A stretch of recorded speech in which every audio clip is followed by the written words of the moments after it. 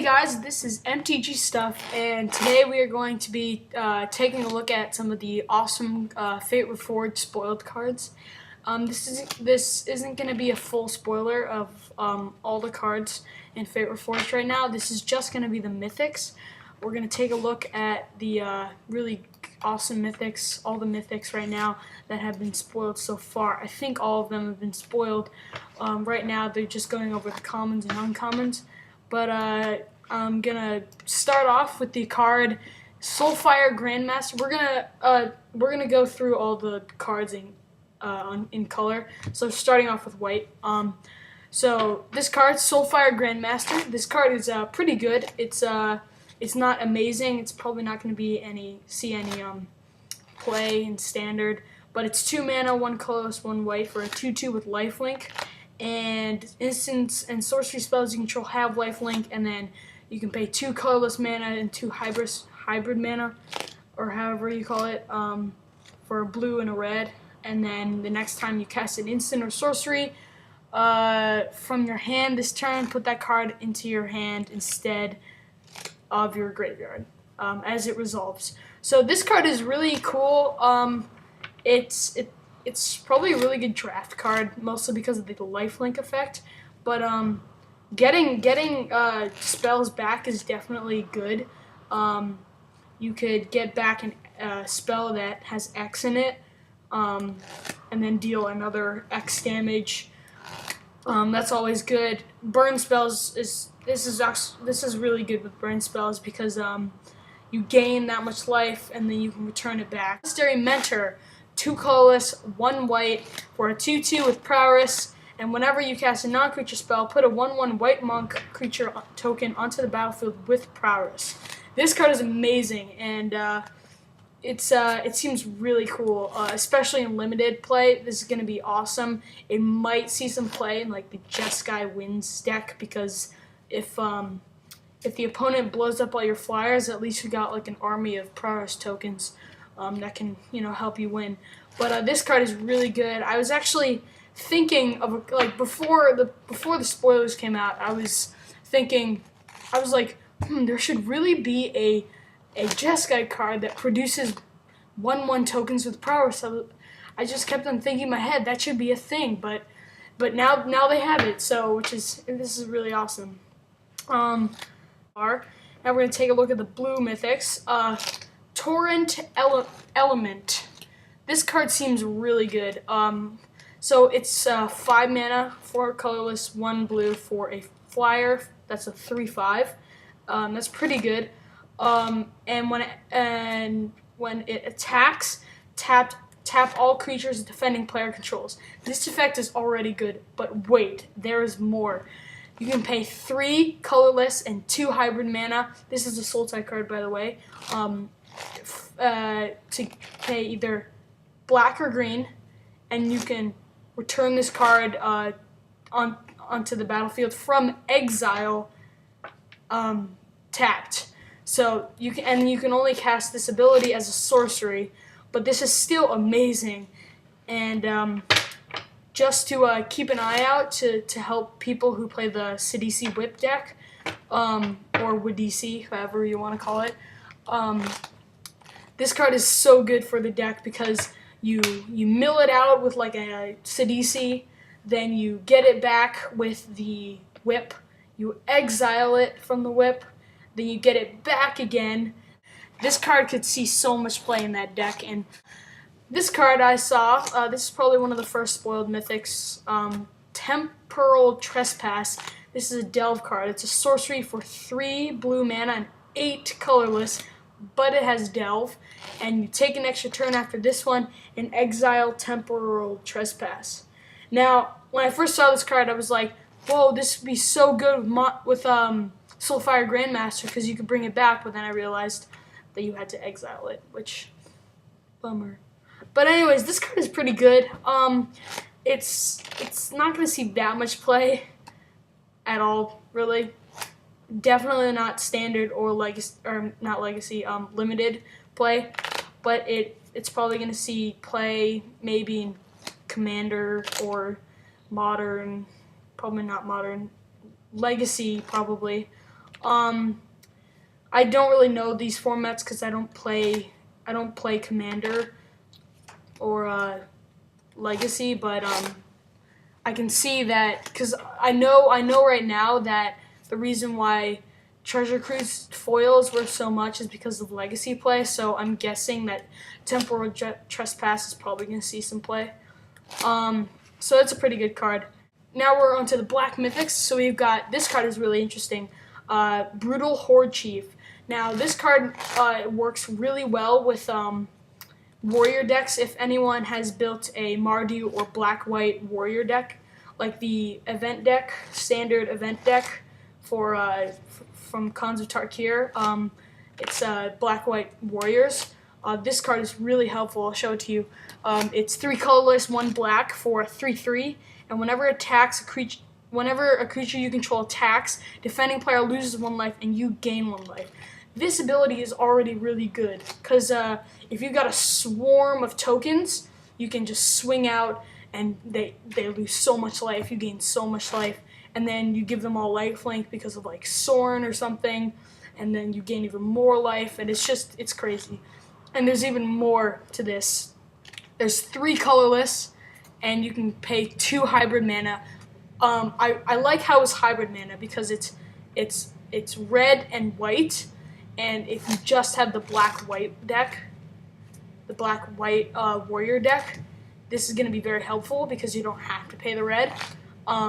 So this is really good for it, and the ability is creatures your opponents control block this turn if able, and you choose how those creatures block. Now this is insane. You do a lethal attack, and if it's not lethal, you can blow out all their creatures and kill them.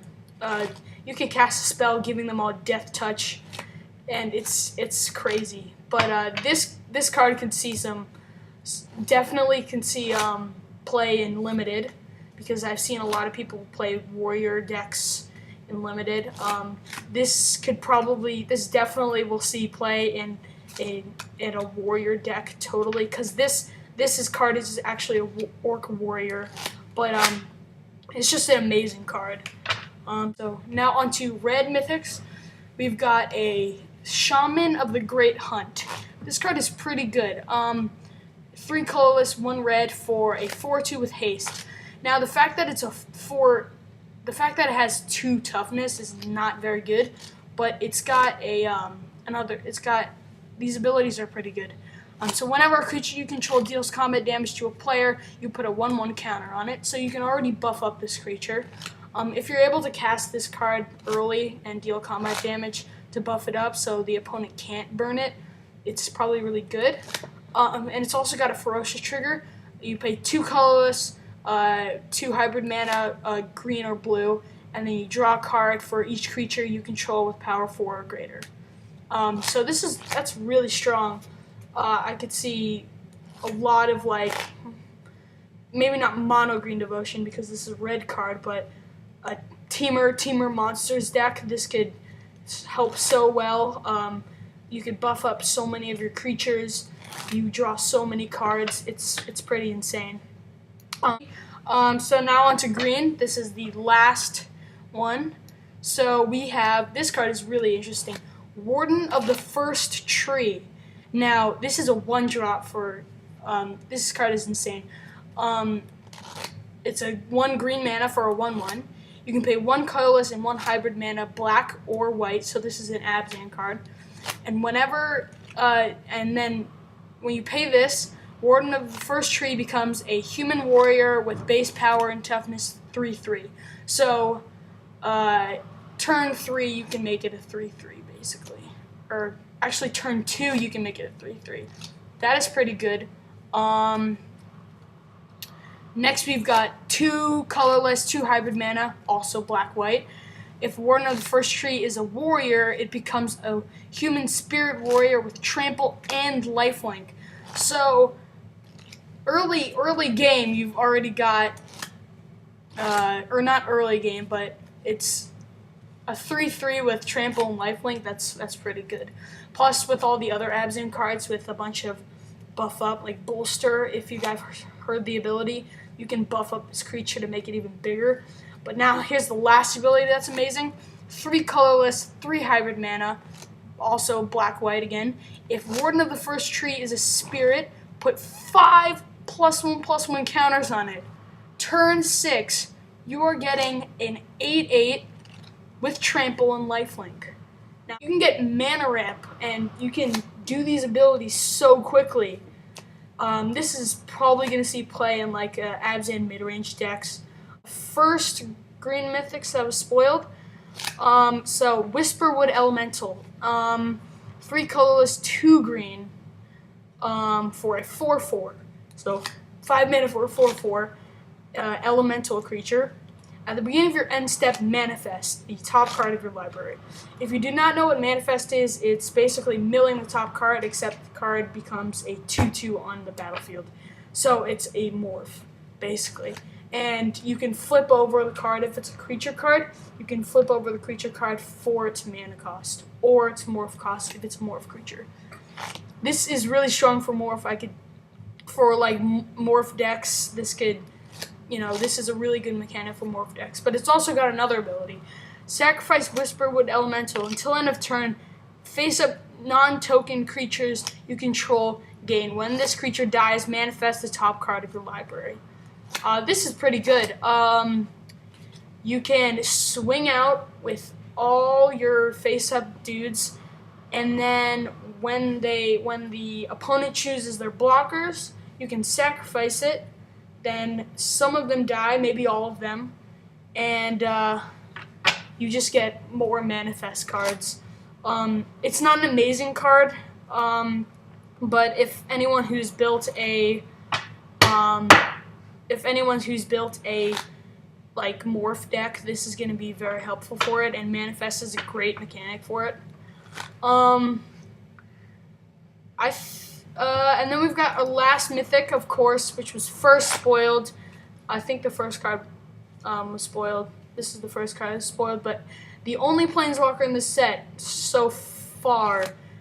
There have been rumors that Nico Bolas will be in the set, but I don't think so.